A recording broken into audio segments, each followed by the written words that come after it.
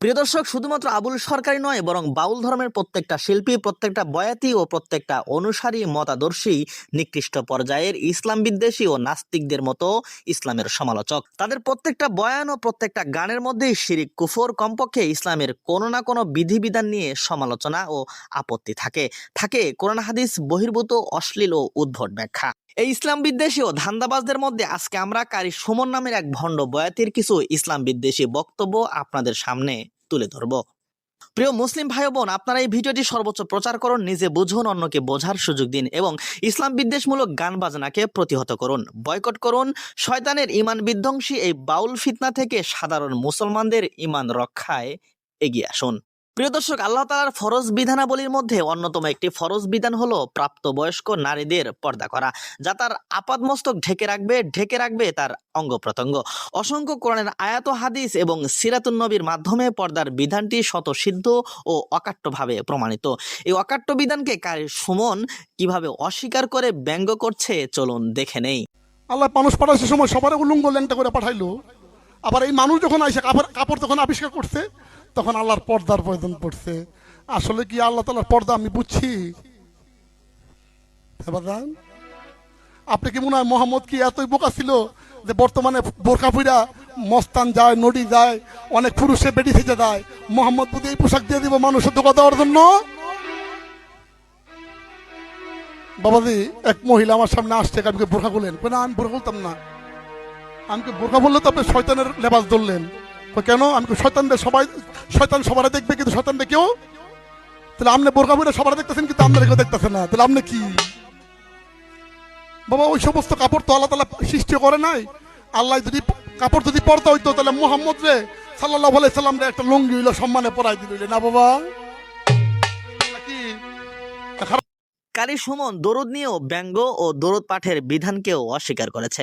অথচ সূরা আহজাবের 56 নম্বর আয়াতে আল্লাহ তাআলা ফরজ করে দিয়ে বলেছেন, ইয়া আইয়ুহাল্লাযীনা আমানু সাল্লু আলাইহি ওয়া সাল্লিমু তাসলিমা, হে মুমিনগণ, তোমরাও তার প্রতি দরুদ পাঠ করো এবং তাকে যথাযথভাবে সালাম জানাও। নবীজির উপরে দরুদ ও সালাম জানানোর অর্থ হলো রাসূলের উপর রহমত ও শান্তির জন্য আল্লাহর কাছে প্রার্থনা করা। প্রত্যেকটা নামাজের মধ্যে আমরা দরুদে ইব্রাহিম পড়ে থাকি, যেখানে রাসূলের উপরে শান্তি, রহমত ও বরকতের জন্য আল্লাহর কাছে প্রার্থনা করা হয়। এছাড়াও হাদিসের অসংখ্য জায়গায় দরুদের কথা উল্লেখ রয়েছে, কিন্তু এই দরুদকে বাউল সুমন ব্যঙ্গ ও এই বিধানকে অস্বীকার করছে অসংখ্য মুসলমানদের সামনে, বিভ্রান্তি সৃষ্টি করছে মুসলিম সমাজে। চলুন তার বক্তব্যটি দেখে নেই। আসসালামু আলাইকুম অর্থ হলো কি আপনার উপর শান্তি বর্ষিত হোক, আর সালাম আলাইকুম ভাইয়া নবী সালাম আলাইকা একই অর্থ আপনার উপরে শান্তি বর্ষিত হোক। বাবা, নবী কি অশান্তির মধ্যে আছে? যে নবীর সৃষ্টি না করলে শান্তি অশান্তি সৃষ্টি হয় না, সেই নবীর আমি শান্তি পাঠাই না?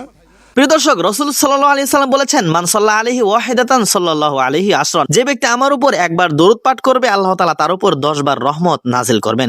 এখন তার এই বক্তব্যটি শোনার পর মানুষ দরুদের প্রতি আগ্রহী হবে নাকি দরুদ ছেড়ে দিবে, একবার ভেবে দেখুন। আমরা সবাই জানি এবং এটা স্বতঃসিদ্ধ ইসলাম ইতিহাস যে জিব্রাইলের মাধ্যমে রাসূলের উপর কোরআন নাজিল হয়েছে 3 বার চাপ দেওয়ার পরে ইকরা বিসমি রাব্বিকাল্লাযী খালাক সূরা আলাকের 5টি আয়াতের মধ্য দিয়ে। বুখারী মুসলিমের হাদিসে রয়েছে, প্রতি বছর সম্পূর্ণ কোরআন জিব্রাইল আলাইহিস সালাম নবীজিকে শোনাতেন এবং শুনতেন, এবং নবীজির ওফাতের আগের বছর রমজানের প্রতি রাতেই এমন ঘটনা ঘটেছে, এবং সম্পূর্ণ কোরআন শেষ বছরে 2 বার জিব্রাইলকে শুনিয়েছেন এবং জিব্রাইল থেকেও শুনেছেন। কিন্তু এই ভণ্ড এসব হাদিসকে অস্বীকার করছে। চলুন দেখে নেই। বাবাদি বলছে কি জানেন? জিব্রাইল। বাবা, জিব্রাইলের ইতিহাস পড়ে দেখছি, জিব্রাইলের এমন কোনো মাথাই নাই বা এমন কোনো কোষ নাই যে সে কোরআন শরীফ মুখস্থ করবো আমার মতো। আমি জিব্রাইলের ইতিহাস পড়ে দেখছি, জিব্রাইলের কোনো রিপু নাই, তার মানে তার কোষ নাই, তার এমন কোনো কোষই নাই যে কোরআন শরীফ মুখস্থ করে নবীরে শোনাইব। আর নাম্বার 2, যারা সৃষ্টি না করলে হুজুর পাক জিব্রাইল সৃষ্টি হয় না, সেই জিব্রাইল বুঝি নবীরে ফরাইতে হইছে না? প্রিয় দর্শক, আমাদের জাতির পিতা সাইয়েদিনা হযরত ইব্রাহিম আলাইহিস সালামকে আল্লাহ তাআলা তার প্রিয় বস্তু কোরবানি দেওয়ার মাধ্যমে পরীক্ষা করেছিলেন, কিন্তু এই ভণ্ড বলছে এই পরীক্ষায় তিনি পাশ করতে পারেননি, কারণ তিনি তার প্রিয় বস্তু তার জীবনকে কোরবানি না করে তার সন্তানকে কোরবানি করেছেন। ইব্রাহিম নবীরে বলছে ঈমান তাওহীদের মতো স্পর্শকাতর বিষয়গুলোকেও যদি আপনার বাচ্চারা পানিতে পড়েন, যতক্ষণ পর্যন্ত আপনার নাক ডুববে না ততক্ষণ আপনার বাচ্চা মাথা থাকবে না বাবা? যখন নাক ডুববো তখন বাচ্চা কই যাইব?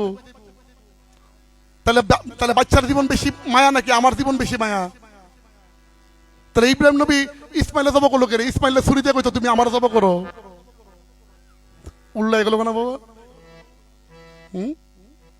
অনেকটা কই দিকে আমি বালা না বাবা, আমি ওয়াহাবিরও দুশ্মন, আমি ফিরেরও দুশ্মন। ইমান তাওহীদের মতো স্পর্শকাতর বিষয়গুলোকেও মন গড়া ব্যাখ্যা করছে, মন গড়া ভাবে ভাগাভাগি করছে। চতুষ্পদ জানোয়ারের মধ্যে নাকি থাকে তাওহীদ, মানুষের মধ্যে কোনো তাওহীদ থাকে না। বিভ্রান্তিকর তাওহীদের এই ব্যাখ্যা দিয়ে প্রমাণ করার চেষ্টা করছে যে তাওহীদে বসবাস করবে তার কোনো বিচার মৃত্যুর পরে হবে না, যেমন চতুষ্পদ জানোয়ারের মৃত্যুর পরে কোনো বিচার হয় না। আমি 3 প্রকারের ইমান পাইছি। একটা ইমানের নাম হলো আকাইদ, আর একটা ইমানের বিশ্বাসের নাম হলো ইমান, আর একটা বিশ্বাসের নাম হলো তাওহীদ। আর 3টার মধ্যে তাওহীদ হলো সবচেয়ে বড়। তাওহীদের মধ্যে যারা পাস করতে পারে না সে আল্লাহকে পাবে না। তাওহীদ মানে একত্ববাদ। একত্ববাদ কি জানেন? যেমন গরুর করতে যদি একটা গরুর বাছুর হয়, সে একই স্বভাব পায় নাকি ভিন্ন স্বভাব পায়? ইয়ার করতে গরু হইলে, কুকুর করতে কুকুর হইলে, ইয়ার পরে কুকুর হইলে, কিন্তু মানুষের বেলা বাপের স্বভাব পুঁতে পায় না, ভূতের স্বভাব। এখানে একত্ববাদ ভেক হইছে বাবা। এই সৃষ্টিকুলের মধ্যে কেউ আল্লাহর হুকুমে বেড়ে যেতে পারে না। তাদের যে হুকুম দেওয়া হয়েছে এর বাইরে তারা যেতে পারে না। এরা হইলো কুরসি। আর তারা নাকি মানুষ জিন, এরা হইলো আরশ। ওইখান থেকে আরশ সৃষ্টি হয়, ওদের মধ্যে আরশ হয় না। ওরা হইলো কুরসি, 4 পায়ে হাঁটে কুরসি।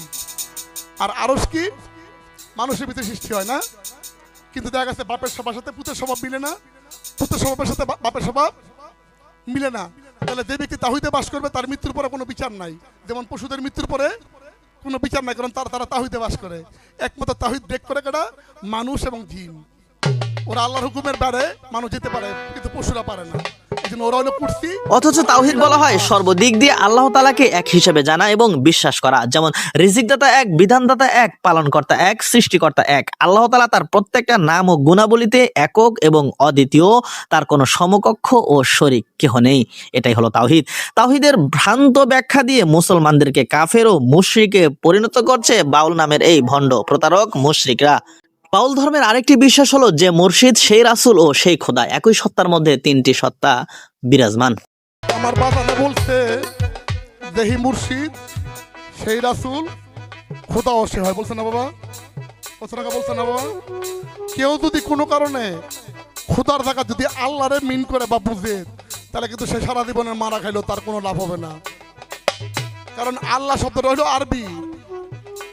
আল্লাহ যে বিষয়টা বাংলাও লেখে আল্লাহ, উর্দুও আল্লাহ, ফার্সিতেও আল্লাহ, হিন্দিতেও আল্লাহ, ইংলিশেও লেখে AWH আল্লাহ। তাহলে আল্লাহ শব্দটা হলো আরবি, আল্লাহর কোনো পরিবর্তন নাই। কিন্তু খোদা অর্থ কিন্তু আল্লাহ না, খোদা ফার্সি ভাষা। আমি খোদার অর্থ 2টা পাইছি। একটা পাইছি অদৃশ্য হইতে দৃশ্যমান সকল সৃষ্টি খোদা, কারণ সবার ভিতরে উনি বিরাজ করে। আরেকটা খোদা পাইছি আমি খুদ হইতে খোদা, আমি আমাকে বোঝানো হয়েছে, আল্লাহকে বোঝানো হয় নাই। কেউ যদি ভুলে ওই খোদার টাকা আল্লাহরে বুঝে, তাহলে সে মারাত্মক ভুলের। প্রিয় দর্শক, খোদা বলতে যদি আল্লাহকে বোঝানো হয় তাহলে অর্থ হয় যে আল্লাহ সেই রাসূল এবং সেই মুর্শিদ। আর খোদা বলতে যদি নিজেকে বোঝানো হয় তাহলে অর্থ দাঁড়ায় যে মুর্শিদ বা পীর সেই রাসূল। প্রিয় দর্শক, অত্যন্ত সূক্ষ্মভাবে বিভ্রান্তিকর ব্যাখ্যা দিয়ে তাদের মুর্শিদকেই রাসূল বানিয়ে দিচ্ছে এই ভণ্ড প্রতারকরা। যে কারণে তারা নামাজ রোজা করে না, হজ যাকাত দেয় না, কোরআন হাদিসের বিধিবিধান মানে না। তাদের পীর ও মুর্শিদ যে দিক নির্দেশনা দেয় তা স্বতঃস্ফূর্তভাবে ঐশী গ্রন্থ মনে করে গ্রহণ করে নেয় এবং রাত দিন 24 ঘন্টায় কোরআন হাদিসের বিরোধিতায় মেতে ওঠে এর সমালোচনায়। তাদের প্রত্যেকটা গান ও প্রত্যেকটা বয়ান যেন কোরআন হাদিসের সমালোচনায় ভরপুর। তাই প্রিয় ভাই ও বোন, যেখানে বাউল দেখবেন সেখানে প্রতিহত করুন। আপনার গ্রাম কিংবা আপনার এলাকায় এমন শয়তানদের আবির্ভাব হলে শক্ত হাতে দমন করুন। আল্লাহ হাফেজ।